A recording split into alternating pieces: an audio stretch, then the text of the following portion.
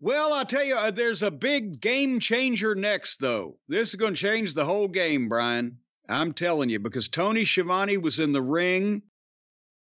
They have brought in CM Punk.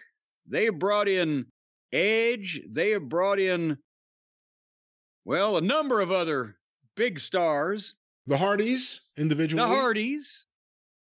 Nobody got a big buildup from Tony Schiavone like this. I mean, he almost, thankfully, he was wearing his truss because elsewise he might have hurt himself.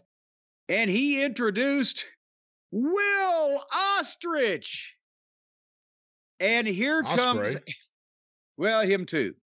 And here he comes, and apparently, and I can't get on him for this because I was going to, he came down wearing a tracksuit. But accordingly, we find out in his promo that the airline lost his bags. So here I am. So that wasn't his fault. The airline lost his bags. He had to wear this. But he comes out, he's shaking hands with the fans, he's smiling. He's a member of the Don Fallis family, as you'll recall.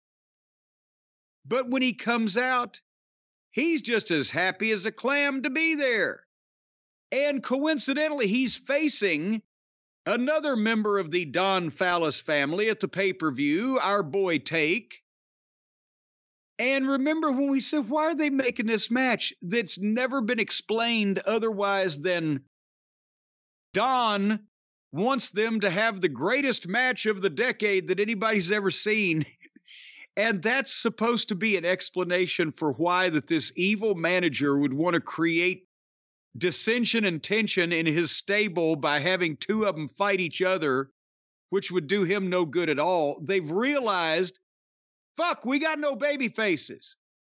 We already painted ourselves in a corner because we can't think more than a fucking 72-hour period ahead. So we made Ostrich a heel, but the people like him because for the kind of people who like that kind of thing, these are the kind of people we sell tickets to. And so since we don't have any other baby faces, they're not booing out of the building in favor of our heels, we should make him a baby face.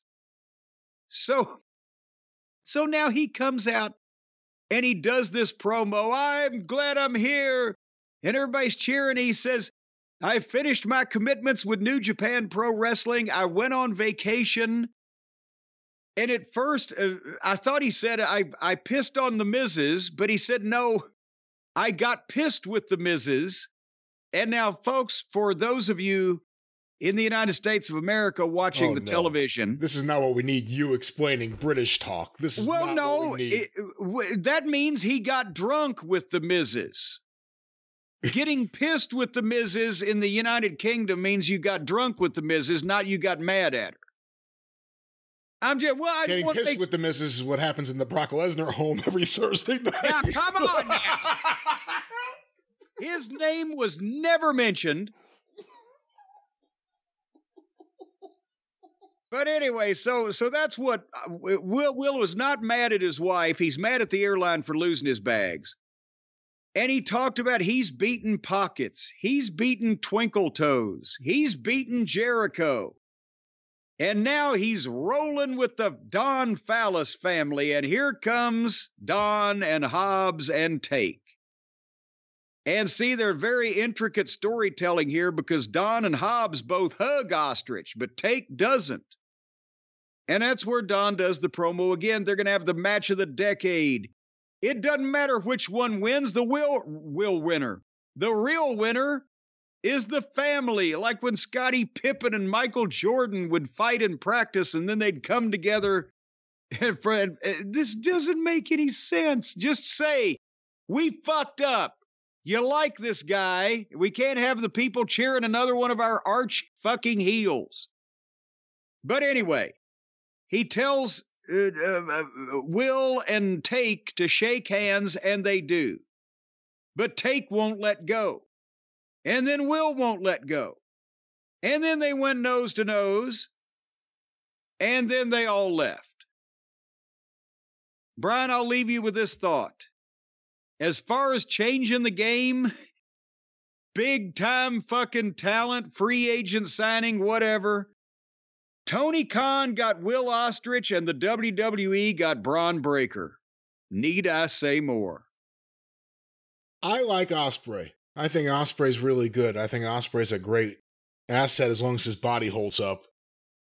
WWE would have wanted him. Tony apparently paid through the nose.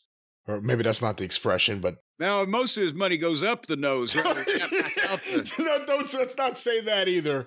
But Tony paid a lot for him and is giving him the opportunity to have a good Will Ospreay lifestyle. He's really good. The booking around him, you could question, and we'll see what you think when you actually start watching him. I thought Takeshita was great in this. And that's really about it. Hobbs is a non-entity again, even though he's with this group. They come out, they have the evil, devious music for Callis, and he comes out there with his group, and it's like a caricature of a bad guy heel manager. And it's the ironic booze. Yeah. So it's like a fake heel thing, and then you realize every promo he does, he can talk, but he's explaining gibberish. Like nothing ever makes sense. Why is any of this happening? Here's his explanation. All right, this isn't exactly Bill Watts explaining something. I don't know what this fucking guy's saying. Well, and also you kind of hit it in that it's a caricature, in that it's obvious that this guy is playing a part so that you will dislike him. From the picture on the Tron of him in The Last Supper with the and just everything they do, we're winking at you here because it's almost like he's snidely whiplashed. He's going to foreclose on the orphanage. It's just comedic, but it's not funny. With that said, if they're bringing Will Ospreay in, he's going to be there long term. He's got a big contract. You need top stars. Specifically right now, you need top baby faces. He apparently excelled as a heel in Japan and wherever, in ring. And if you're going to bring him in and you're going to try to immediately, because AEW's never really done this successfully, immediately elevate someone once they come in so that they go to the top and stay at the top, is this a good way to switch it around and start that up?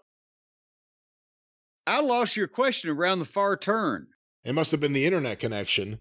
But I think that obviously what's going to happen is Don is going to turn on or stab in the back or whatever Ospreay when push comes to shove, or will rebel against disrespect or bad treatment or whatever and get out of that. And then I think the best thing would be for good old Will to not wrestle any of these motherfuckers. Put him in the ring, put the fucking belt on him. What difference does it make? Because, get something out of your investment. At least put one motherfucker over from the fucking start where he comes in and beats some main event people. Yeah, that's what I'm saying. Well, But you got to sacrifice Takeshita. That's the problem. Again. Well, sacrifice him from what? He's on life support right now. He stands there dumbfounded while the fake bald guy does all the fucking talking. He's thinking to himself, these guys all told me it'd be a better idea to sign here than WWE. So, I mean, push somebody and see what happens. But I don't know whether they will or not.